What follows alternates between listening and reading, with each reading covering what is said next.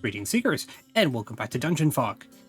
I know it has been a hot minute since I have done an upload on DungeonFog, so I'm excited to bring you what is going to be culminating in the final few tools that we have to work with within the editor before we start switching over to our next module, which is going to be the GM notes after this.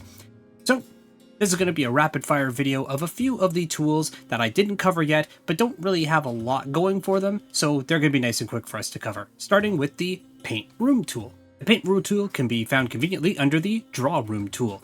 What this does is allows you to take the wall textures and floor textures from another room that you have made and basically copy and paste them over to another room. So I have conveniently made a new room up at the top here to illustrate that point. Highlighting the tool, you can already see the little paint roller is up there. I click on that. It is going to take the textures that I have placed down on this new room up at the top, copy them, so I can paste them down here. The purpose of this tool is to just make it so you don't have to go through the asset library and tweak everything out if you're looking at taking the same room and wanting to copy everything that you have done in that configuration.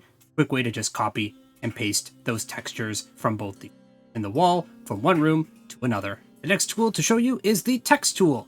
Underneath the draw shapes, we can then create a text. And you can see that I have a couple of texts already here that I have been just testing. We're going to highlight and remove those. We're going to autofill options. Nah, we don't want any autofill options. We're just going to do front door like so. Enter, of course. And that brings a little cursor over here. I can then click on that and put the front door on there like that. So what happens when you place a text onto your map is it acts the exact same way as it would an asset that you are placing down, like a table or a chair or a rug. It will obey the same laws of layering. So if you're putting it down there, you'll see that it's underneath the wall right now. I grab that and move it over here. It's now sitting on top of the rug. I put it over here. It's now sitting on top of the handle that I've put on top of the table. It will obey all the same layering conventions as any assets that you previously placed down, and it can be altered in exactly the same way as any asset or texture on your map can be edited, with the exception of the fact is you can enable borders to make something stand out. You can change its color there.